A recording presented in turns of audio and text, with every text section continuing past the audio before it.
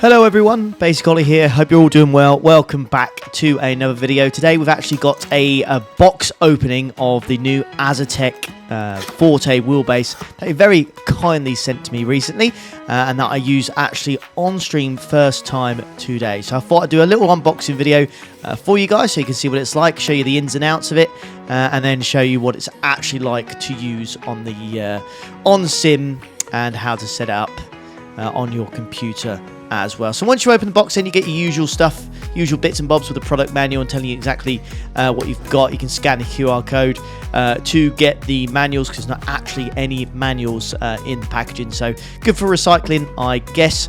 Your usual standard kind of power outlets or outputs, I should say, for your wheelbase. We can go EU power adapter or UK, US.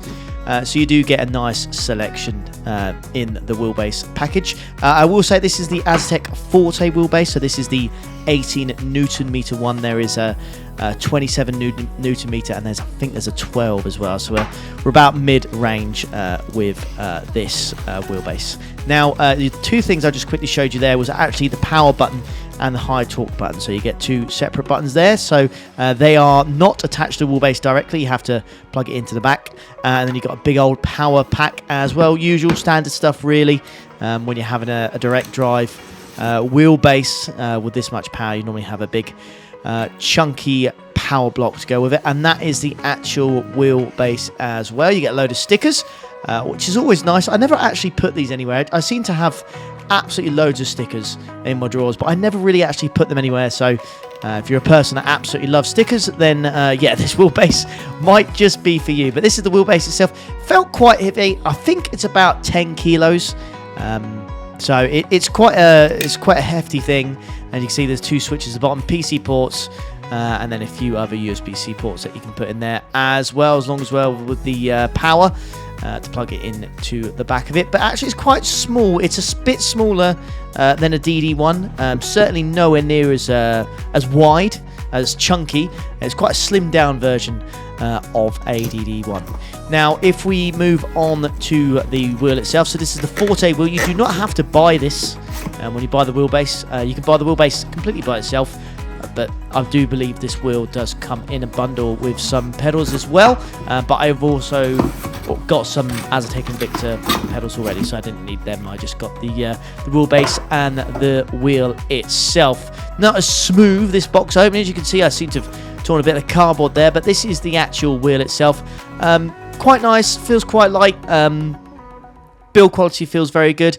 There is no little LED screen that sometimes you get on the Fanatec Formula wheel, so you don't get that. And you've got the flappy paddles. I'll be honest with you, the flappy paddles at the back don't feel the best, but they're still up to standard. They're absolutely fine for what you need. The buttons on the front feel nice, and they don't feel too cheap. They've got a nice feel to them when you press them in and when you click them. And yeah, overall, the actual look at it, the aesthetics and the quality feels quite good. Now, turn the wheelbase on. I've got a front mount, so my power button's to the left. You press it on, makes a nice little noise. And the wheel lights up with all the different colours, so does the wheelbase as well. And that is all customisable in terms of the colours. The quick release is beyond the joke in terms of how easy it is. You literally just clip that backwards and then you can slide it all back in. I'm trying to record this with my phone, so I've only got one hand, but yeah, it's super easy to do, and you can see it doesn't really come out of place. So once you've got all that set up, then you can go into the Asetek software, and it's called Race Hub, I believe, and then you can calibrate all your pedals, wheelbases, and steering wheel. So I've got the complete setup here. Like I said, I've got the pedals, the wheelbase, and the wheel. What's pretty cool, you can change the brake maps and throttle maps on your pedals. So if you like, you know, instead of just from 0 to 100 and it just adjusts that way, you can do it so there's like a big change between 40 and 60% in your braking pressure and stuff like that, which is pretty cool. A lot to play around with. So this is where you got your center calibration for your wheelbase, and then you got your presets. Now you start with the F1 or GT3 presets for this. I would highly recommend actually changing this if you're going on iRacing or looking up the settings for your wheelbase. If you just Google your wheelbase and then the game that you're going to play, I believe Asetek have got some default settings that you can play around with. So I have got the iRacing ones. Once again, the wheelbase is customizable in terms of the LEDs on it, so you can change the colors to as you like. And there are some safety features on the wheelbase as well to kind of just stop it from, you know, if you end up in a crash, whatever. What happens a lot, it can snap quite a bit. So there are a few things that you can change there to avoid that. Now, just like the wheelbase, the wheel is fully customizable in terms of colors.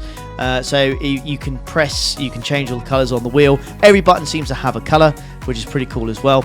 And you can also change the way the shift pattern works as well, and the colors. You can see at the moment it goes from left to right, but if I then change a setting in the software, I can go from center to the outside. So you can change the way the LEDs work as you're changing gears.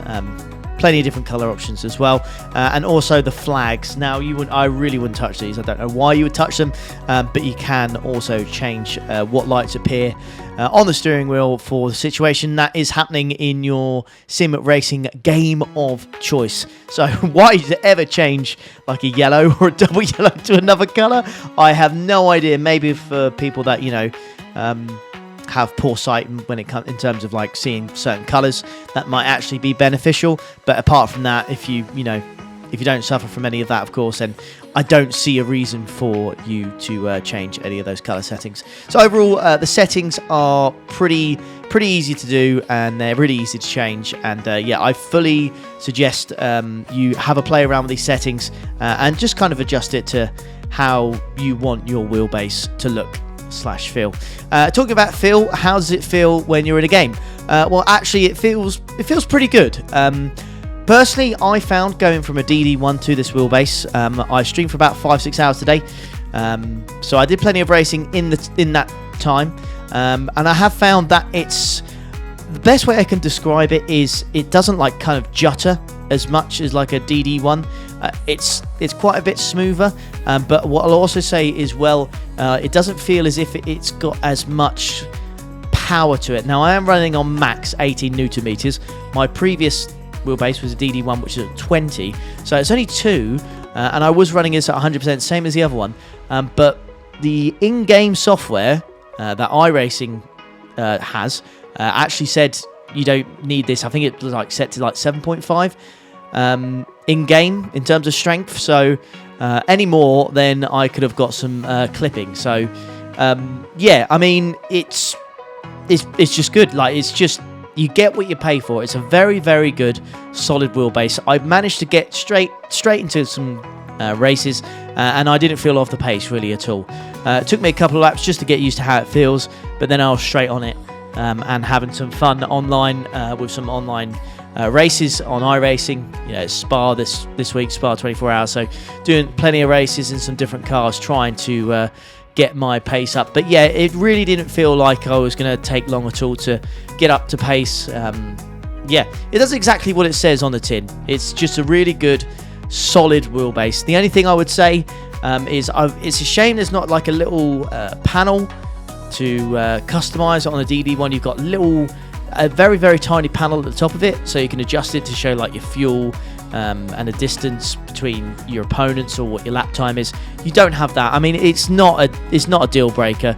Of course it's not. It's very, very minor, but that's just me being picky and trying to be as honest as I possibly can. So I hope you enjoyed this review of the wheelbase, of what it looks like.